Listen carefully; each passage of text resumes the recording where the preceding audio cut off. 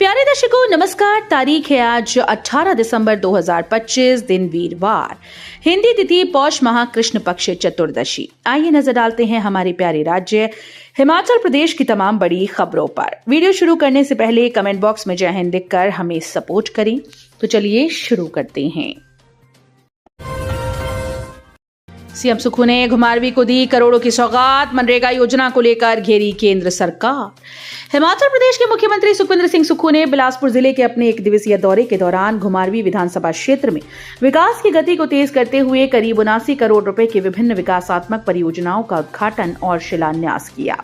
मुख्यमंत्री ने इस दौरान अखिल भारतीय पेंशनर दिवस के तहत आयोजित समारोह में बतौर मुख्य अतिथि शिरकत की और जनसभा को संबोधित किया। मुख्यमंत्री दिल्ली से चंडीगढ़ होते हुए हेलीकॉप्टर से एम्स बिलासपुर पहुंचे और वहां से सड़क मार्ग द्वारा घुमारवीं आए। उन्होंने अपने दौरे का आगाज युवाओं को बड़ी सौगात देते हुए किया।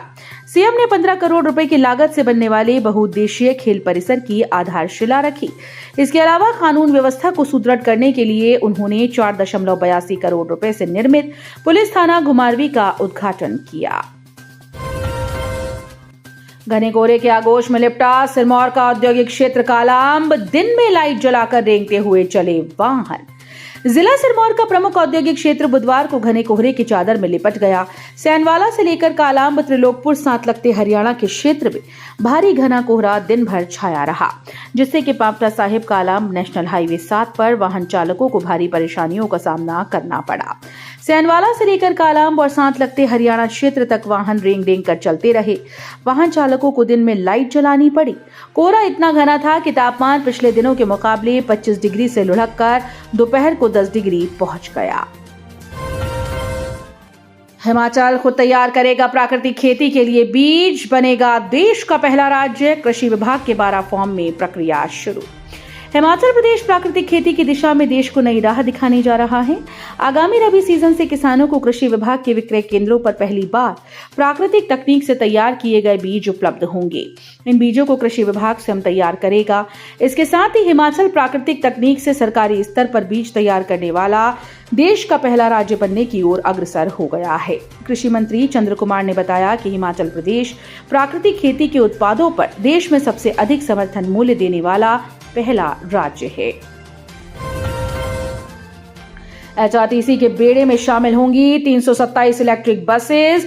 1 महीने में दौड़ेंगी सड़कों पर। 53 जगह ई चार्जिंग स्टेशन होंगे स्थापित। हिमाचल प्रदेश पथ परिवहन निगम के बेड़े में 297 ई बसेस इस माह के अंतिम सप्ताह या जनवरी में आना शुरू होंगी। इन बसेस के आगमन से पहले आवश्यक सुविधाओं की तैयारी की जा रही है। चार्जिंग स्टेशन स्थापित करने के निर्देश जारी किए गए। निगम के प्रबंध निदेशक डॉक्टर निपुण जिंदल ने सभी आरएम और डीएम को जल्द कार्य प्रारंभ करने के लिए कहा है। प्रबंधन को फील्ड से जानकारी मिली कि अधिकांश स्थानों पर चार्जिंग स्टेशन लगाने का कार्य आरंभ हो चुका है। अब भूकंप से पहले मिलेगी चेतावनी। हिमालय के गोद में बसे हिमाचल प्रदेश पर मंडराते भूकंपीय खतरों को अब विज्ञान की नई दृष्टि से परखा जाएगा। भारतीय प्रौद्योगिकी संस्थान मंडी ने अंतरिक्ष अनुसंधान संगठन के सहयोग से एक ऐसी अत्याधुनिक परियोजना की नींव रखी है जो भूकंप आने से पहले प्रकृति में होने वाले सूक्ष्म परिवर्तनों को पकड़कर भविष्य की सटीक तस्वीर पेश करेगी। ये प्रोजेक्ट महज एक शोध नहीं बल्कि देवभूमि को प्राकृतिक आपदाओं से बचाने की दिशा में एक अर्ली वार्निंग रोड मैप साबित हो सकता है। इस शोध की सबसे बड़ी खूबी इसका तकनीकी मील है। बिजली बोर्ड की मर्दानी, जहां खतरा देख अच्छों के कांप जाते हैं हाथ, वहां ये लेडी लाइनमैन दिलेरी से करती है काम। महिला शक्ति किसी के सहारे की मोहताज नहीं होती। इस कहावत को हिमाचल प्रदेश के चंबा में बिजली बोर्ड में तैनात निर्मला कुमारी ने सच कर दिखाया। जिस क्षेत्र में अमूमन पुरुषों का वर्चस्व माना जाता है, वहां निर्मला ने अपनी काबिलियत का लोहा मनवा लिया। खंभों पर चढ़कर बिजली ठीक करना हो या फिर उलझी हुई तारों को व्यवस्थित करना, निर्मला के लिए ये अब बाएं हाथ का खेल बन चुका है। वर्तमान में बिजली बोर्ड चंबा के तहत हरदासपुरा में बतौर सहायक लाइनमैन ALM तैनात निर्मला कुमारी अपने काम को लेकर बेहद संजीदा हैं। उपभोक्ताओं की शिकायतों का निवारण करना और उन्हें संतुष्ट करना उनकी प्राथमिकता है। हिमाचल शिक्षा विभाग ने स्कूल्स में वार्षिक समारोह पर पलटा फैसला। अब आयोजन के लिए दी तय समय की छूट। हिमाचल प्रदेश के सरकारी स्कूल में वार्षिक समारोह के आयोजन पर विभाग ने एक बार फिर से अपना फैसला बदल दिया है। निदेशक स्कूल शिक्षा विभाग की ओर से बीते रोज सभी स्कूल को निर्देश जारी किए गए थे कि 30 नवंबर के बाद कोई भी वार्षिक कार्यक्रम स्कूल में आयोजित नहीं होगा। इसके पीछे तर्क दिया गया था कि वार्षिक परीक्षाओं का समय होता है, जबकि शीतकालीन अवकाश वाले स्कूल में पेपर्स का मूल्यांकन होता है और 31 दिसंबर को रिजल्ट जारी करना प्रस्तावित रहता है। विभाग ने आदेश जारी किए हैं कि दिसंबर महीने में कोई भी स्कूल वार्षिक कार्यक्रम का आयोजन नहीं करेगा। अब नए सिरे से आदेश जारी किए गए हैं। इसमें कहा गया कि 31 दिसंबर तक वार्षिक कार्यक्रमों का आयोजन किया जा सकेगा।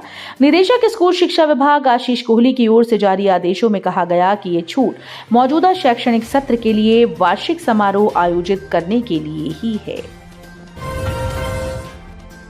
टीजीटी आज की 12 से 16 जनवरी तक होगी परीक्षा। एक हफ्ते पहले ही जारी होंगे एडमिट कार्ड।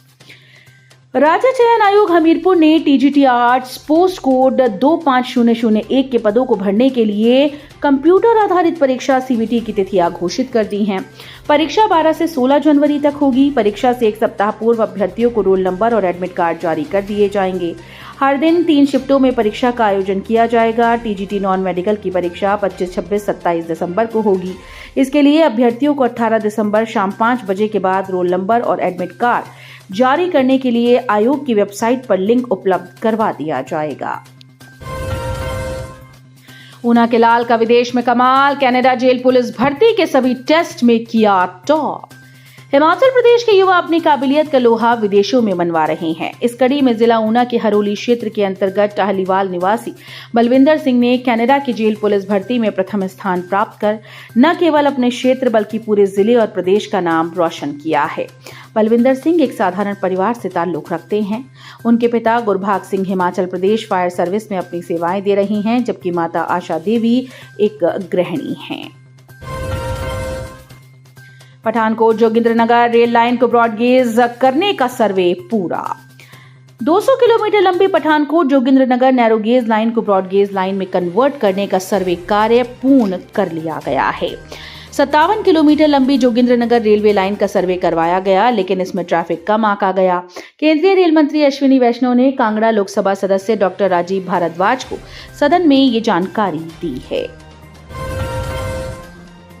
अब घर बैठे मिलेगी खादी बोर्ड की योजनाओं की जानकारी। उद्योग मंत्री ने किया वेबसाइट का शुभारंभ। उद्योग मंत्री हर्षवर्धन चौहान ने बुधवार को हिमाचल प्रदेश खादी और ग्रामोद्योग बोर्ड की 246वीं बैठक की अध्यक्षता करते हुए हिमाचल प्रदेश खादी एवं ग्रामोद्योग बोर्ड की आधिकारिक वेबसाइट का शुभारंभ किया।